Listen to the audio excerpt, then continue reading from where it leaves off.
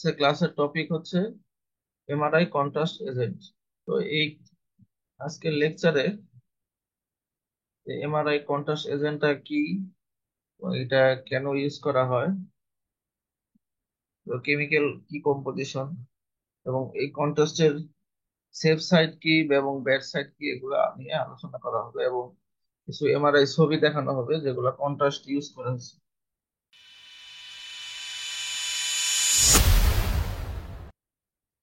তো MRI contrast agents are a group of contrast media used to improve the visibility of internal body structure in magnetic resonance MRI। অর্থাৎ MRI করার সময় আমাদের শরীরের ভিতরে যে অর্গানগুলো আছে, এই অর্গানগুলোর ভিজিবিলিটি আরো বাড়ানোর জন্য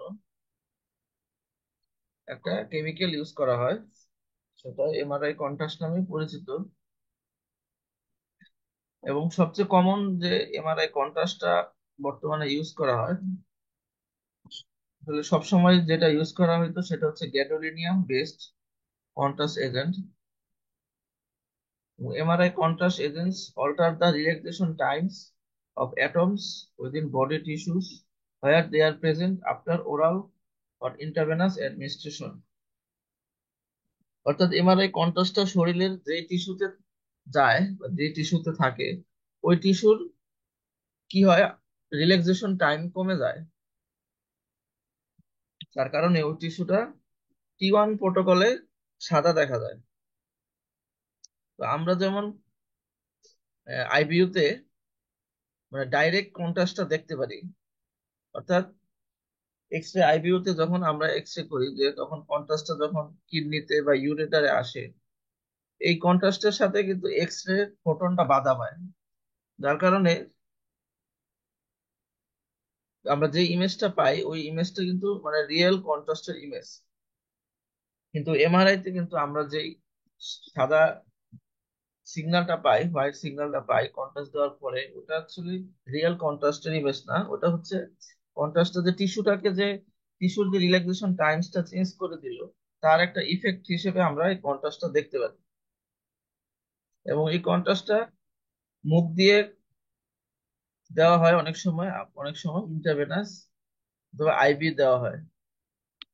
Most clinically used MRI contrast agents work through shortening the T1 relaxation time of protons located nearby। অর্থাৎ কন্ট্রাস্টটা যেই টিস্যু যেখানে থাকে সেই তার আশেপাশের অঞ্চল যে সেলগুলা থাকে, সেই সেলগুলার টিস্যুগুলার T1 রিল্যাক্সেশন টাইমটা কমায় দেয়, যার কারণে এটা T1 সিকোয়েন্সে কন্ট্রাস্টটা সাদা দেখায়। এজন্য রুটিনলি এমআরআই কন্ট্রাস্টটা সাধারণত T1 সিকোয়েন্সের উপরে কন্ট্রাস্টটা দেওয়া হয়। এবং T1 shortens with an increase in rate of stimulated emission from high energy states to low energy states। অর্থাৎ কন্ট্রাস্টটা যাওয়ার পরে T1 কিভাবে শর্ট হয়, T1 টাইমটা, যেই প্রোটন গুলা হাই এনার্জিতে থাকে ওই প্রোটন গুলাকে লো এনার্জি স্টেটে নিয়ে যায়, যার ফলে ওই টিস্যুর T1 টাইমটা কমে যায়। To enhance the inherent contrast between tissue, MRI contrast must alter rate of relaxation of the proton within tissue। যে এমআরআই কন্ট্রাস্টটা কাজ করে হচ্ছে কিভাবে, T1 রিল্যাক্সেশন টাইমটা শর্ট করে দেয়, হচ্ছে যে টিস্যুতে যা থাকে কন্ট্রাস্ট ওই টিস্যুর T1 রিল্যাক্সেশন টাইমটা শর্ট করে দেয়। তার কারণে এমআরআই কন্ট্রাস্টের ইমেজ গুলা T1 সিকোয়েন্সে যেখানে যেখানে কন্ট্রাস্ট থাকে ওখানে ওখানে সাদা আসে বা ব্রাইট আসে। এবং T1 shortens with an increase in rate of। তো T1 শর্টেনটা কিভাবে হয়, সেটা হচ্ছে যে টিস্যুর মধ্যে যে হাই এনার্জি স্টেটে যে প্রোটন গুলা থাকে, কন্ট্রাস্ট যাওয়ার পরে সেই হাই এনার্জি প্রোটন গুলা লো এনার্জিতে কনভার্ট হয়, এবং এভাবে সম্পূর্ণ টিস্যুর T1 রিল্যাক্সেশন টাইমটা কমে যায়। এবং two enhance the inherent contrast between tissue, অর্থাৎ টিস্যুর দুই ধরনের টিস্যুর মধ্যে যদি কন্ট্রাস্ট ডিফারেন্সটা বাড়াতে চাই, সেক্ষেত্রে আমাদের কি করতে হয়, যে এমআরআই কন্ট্রাস্টটাকে অবশ্যই তার ওই টিস্যুগুলার রিল্যাক্সেশন টাইমটা কমাতে হবে, সেটাই বুঝাইছে। তো relaxation must be very for different tissues in order to produce differential enhancement of signal. তো বিভিন্ন ধরনের টিস্যুর জন্য রিল্যাক্সেশন টাইমটাও বিভিন্ন ধরনের হবে, এবং যার কারণে সিগন্যাল গুলো আলাদা আলাদা সিগন্যাল পাওয়া যাবে এই দুই ধরনের টিস্যু থেকে, এবং ছবিতে তাদেরকে তফাৎ করা যাবে। তো MRI contrast agent must exert a large magnetic field density, a property imparted by their unpaired electrons। অর্থাৎ এমআরআই কন্ট্রাস্টটা কি করে, যে এমআরআই কন্ট্রাস্ট যে গ্যাডোলিনিয়ামের যে ইলেকট্রন যে শিল্ডটা আছে, ইলেকট্রন প্রোটনের ইলেকট্রন থাকে আনপেয়ার্ড, অর্থাৎ বেজোড় সংখ্যক ইলেকট্রন থাকে গ্যাডোলিনিয়ামে, যার কারণে এটা একটা ম্যাগনেটিক ফিল্ড ডেন্সিটি তৈরি করে to interact with the magnetic moment of proton in the tissue. এবং এই কারণে এই ম্যাগনেটিক কন্ট্রাস্টের যে ম্যাগনেটিক ফিল্ডটা, এটা যে টিস্যুর যে ম্যাগনেটিক প্রোটনের যে ম্যাগনেটিক মোমেন্ট আছে সেটার সাথে রিয়াকশন করে, এবং এভাবে shorten their relaxation time, relaxation tissue relaxation টাইমটা কমিয়ে দেয়। The electron magnetic moment also cause the local change in magnetic field, promoting more rapid proton defacing and shorten the reaction time। অর্থাৎ কন্ট্রাস্টের যে ম্যাগনেটিক মোমেন্ট আছে, সেই magnetic মোমেন্টের কারণে ওই tissue গুলার মধ্যে লোকাল ম্যাগনেটিক ফিল্ডের চেঞ্জ হয়, এবং এই কারণে প্রোটন গুলো আরো তাড়াতাড়ি ডিফেজ হয় এবং রিল্যাক্সেশন টাইমটা কমে যায়। তো agents with unpaired electron pair spins used as MRI contrast agent.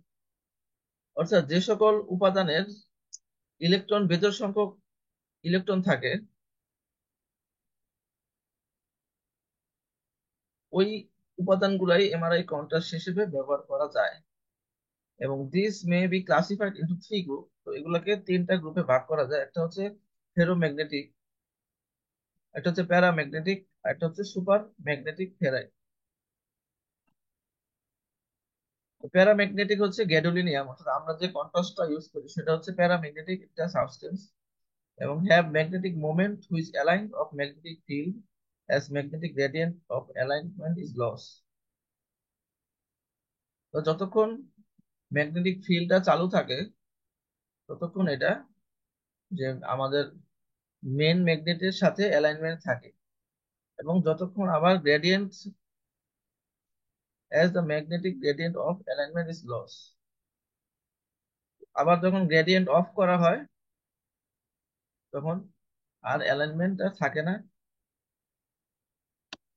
Use as major contrast agent made soluble by chelation. তো চিলেশন জিনিসটা হচ্ছে যে গ্যাডোলিয়ামের সাথে অন্য উপাদান মিক্সড করে যে একটা কম্পাউন্ড তৈরি করা হয়, কম্পাউন্ড কেমিক্যাল তৈরি করা হয়, সেটা একটা chelation. shortens T1 relaxation bright signal on T1 weighted image, hyper intense. অর্থাৎ কন্ট্রাস্ট মিডিয়া আমাদের T1 সিকোয়েন্সে হাইপার ইন্টেন্স সিগন্যাল দেয়। আর সুপার ম্যাগনেটিক ফেরাইট হচ্ছে আরেক ধরনের contrast use for reduction of T2 relaxation time. অর্থাৎ এটা একটা নেগেটিভ কন্ট্রাস্ট ইউজ করা হয়, যেটা T2 রিল্যাক্সেশন টাইম কমানোর জন্য, অর্থাৎ ডার্ক সিগন্যাল পাওয়ার জন্য এটা ইউজ করা হয়। তো এটা সাধারণত কমন কন্ট্রাস্ট না, এটা একটা আনকমন কন্ট্রাস্ট, এটা সাধারণত আমাদের দেশে এখনো ইউজ করা হয় না। Decrease signal intensity since black. অর্থাৎ গ্যাডোলিনিয়াম কি করে আমাদের সিগন্যাল ইন্টেন্সিটি বাড়ায় দেয়, ব্রাইট করে দেয়। আর সুপার ম্যাগনেটিক ফেরাইট হচ্ছে সিগন্যাল ইন্টেন্সিটি কমায় দেয় ও ব্ল্যাক করে দেয়। তো MRI contrast agent may be administered by injection into the blood stream or orally depending on the subject of interest. তো এমআরআই কন্ট্রাস্ট সাধারণত ইনজেকশন আকারে আইভি তে দেওয়া হয়, এবং অনেক সময় খাওয়ানো হয় কন্ট্রাস্ট। যেমন আমরা যখন এমআরসিপি করার সময় এই কন্ট্রাস্টটা একটা নেগেটিভ কন্ট্রাস্ট হিসেবে ব্যবহার করতে পারি। আমাদের স্টোমাকের অথবা এবং ডিউডেনামের যে ফ্লুইড থাকে, ফ্লুইড গুলাকে ডার্ক করার জন্য এই গ্যাডোলিনিয়ামটা আমরা নেগেটিভ কন্ট্রাস্ট হিসেবে ব্যবহার করতে পারি। আবার অনেক সময় এমআরআই অ্যাবডোমেন বা এন্টারোগ্রাম করার জন্য তো এমআরআই কন্ট্রাস্ট খাওয়ানো লাগতে পারে। তো oral administration is well suited to GI tract scan, অর্থাৎ গ্যাস্ট্রোইন্টেস্টিনাল ট্র্যাক্টের এমআরআই করার সময় অনেক সময় খাওয়ানো হয়, while intravascular administration proves more useful for most other scans. অর্থাৎ আইপি কন্ট্রাস্টটা সবচেয়ে বেশি কার্যকর। A variety of agents of both types enhance scans routinely. তো যে এমআরআই কন্ট্রাস্ট এজেন্টটা যেহেতু গ্যাডোলিনিয়াম উপাদান থাকে, কেমিক্যালটা থাকে, এটাকে সংক্ষেপে অনেক সময় গ্যাডো বা গ্যাড নামেও পরিচিত, গ্যাড নামেও ডাকা হয়। এমআর এনজিওগ্রাফি করতে এই কন্ট্রাস্টটা ব্যবহার করা হয় অনেক সময়। এবং ব্রেন টিউমার যদি থাকে সেক্ষেত্রে কন্ট্রাস্ট ইউজ করা হয়। এবং শরীরের যে কোনো জায়গায় যদি টিউমার সন্দেহ করা হয় বা সোয়েলিং থাকে বা ভাস্কুলার কোনো অ্যাবনর্মালিটি থাকে সেক্ষেত্রেও কন্ট্রাস্ট ব্যবহার করা হয়। এবং কিছু কিছু ক্ষেত্রে তো রুটিনলি কন্ট্রাস্ট ব্যবহার করা হয়, যেমন এমআরআই নেক, তারপর অ্যাবডোমেন, পেলভিস, এসব ক্ষেত্রে রুটিন কন্ট্রাস্ট দেওয়া হয়। তো যদি কন্ট্রাস্টের ক্লাসিফিকেশন করা হয় তাহলে দেখা যায় যে প্রথমে আমরা একটা প্যারেন্টেরাল ক্লাসিফিকেশন করতে পারি। সেটা হচ্ছে, একটা হচ্ছে পজিটিভ রিল্যাক্সেশন এজেন্টস, যেটা T1 টাইমটা শর্ট করে, আর একটা হচ্ছে নেগেটিভ রিল্যাক্সেশন এজেন্ট যেটা T2 টাইমটা শর্ট করে। তো প্যারেন্টেলারের মধ্যে আবার আবার দুই ভাগে ভাগ করা যায়, একটা হচ্ছে প্যারাম্যাগনেটিক আর একটা হচ্ছে সুপার প্যারাম্যাগনেটিক এন্ড ফেরোম্যাগনেটিক। তারপরে আছে 2 নাম্বার আছে oral oral contrast. Oral contrast হচ্ছে পজিটিভ রিল্যাক্সেশন এজেন্ট আর একটা হচ্ছে নেগেটিভ রিল্যাক্সেশন এজেন্ট। তো পজিটিভ রিল্যাক্সেশন এজেন্টটা সাধারণত T1 এর উপর ইফেক্ট করে, টিস্যু T1 টাইমটা কমায় দেয়। যেমন পজিটিভ রিল্যাক্সেশন এজেন্ট হচ্ছে একটা গ্যাডোলিনিয়াম হচ্ছে পজিটিভ রিল্যাক্সেশন এজেন্টস, আর নেগেটিভ রিল্যাক্সেশন এজেন্টস হচ্ছে T2 টাইমটা কমায় দেয়। এবং নেগেটিভ রিল্যাক্সেশন এজেন্টস এর উদাহরণ হচ্ছে আয়রন অক্সাইড পার্টিকেলস এবং গ্যাডোলিনিয়াম। নেগেটিভ কাজ করে হচ্ছে T2 সিকোয়েন্সে। গ্যাডোলিনিয়াম কন্ট্রাস্ট এজেন্ট T1 সিকোয়েন্সে পজিটিভ হিসেবে কাজ করে এবং T2 সিকোয়েন্সে নেগেটিভ হিসেবে কাজ করে। এবং ডিপেন্ডিং অন সাসেপ্টিবিলিটি, সাসেপ্টিবিলিটির উপর নির্ভর করে কন্ট্রাস্ট এজেন্ট গুলোকে বিভিন্ন ভাগে ভাগ করা যায়। একটা হচ্ছে প্যারাম্যাগনেটিক এজেন্ট যেমন গ্যাডোলিনিয়াম। তারপরে high dose can cause T2 shortening when passing through vascular bed of brain. T2 shortening decreases the signal on T2 weighted, অর্থাৎ এটা T2 সিকোয়েন্সে এটা সিগন্যালটা ডিক্রিজ হয় অর্থাৎ ব্ল্যাক হয়। এবং পারফিউশন করার সময় অনেক সময় এই কন্ট্রাস্ট ইউজ করা হয়। এবং T1 এনহান্সমেন্ট এজেন্ট, অর্থাৎ T1 সিকোয়েন্সে এটা হাইপার ইন্টেন্স হয় বা ব্রাইট হয়। আর এটা হচ্ছে super paramagnetic and ferromagnetic agent. এই এজেন্ট গুলা সাধারণত নেগেটিভ এজেন্ট এবং এটা প্রোটনের স্পিনের উপর এফেক্ট করে। T2 রিল্যাক্সেশন টাইমটা শর্ট করে এবং সিগন্যাল লস করে। সেটা হচ্ছে আয়রন অক্সাইড একটা উদাহরণ নেগেটিভ কন্ট্রাস্ট এজেন্ট। এখন গ্যাডোলিনিয়ামের আসলে বৈশিষ্ট্য কি কি? গ্যাডোলিনিয়াম হচ্ছে একটা মেটাল, এক ধরনের মেটাল, এবং এটা হচ্ছে রেয়ার আর্থ মেটাল অফ ল্যান্থাইট।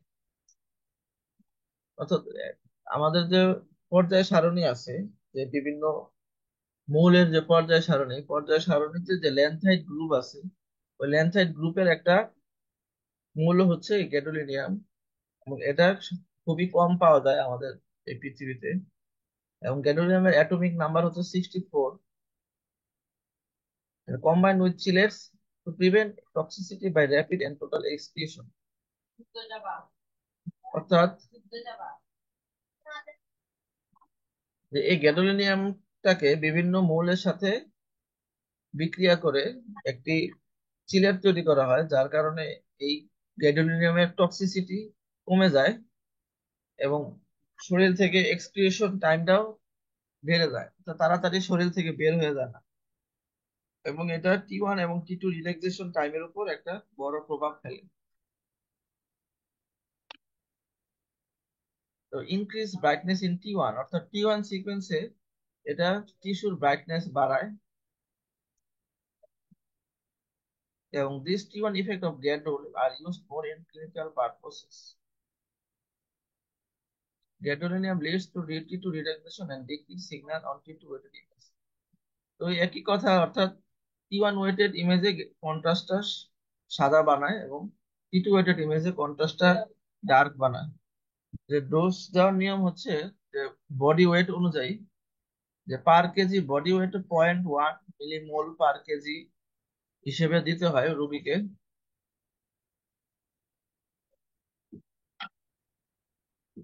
আর একটা হচ্ছে median lethal dose 6 to 30 millimole per KG.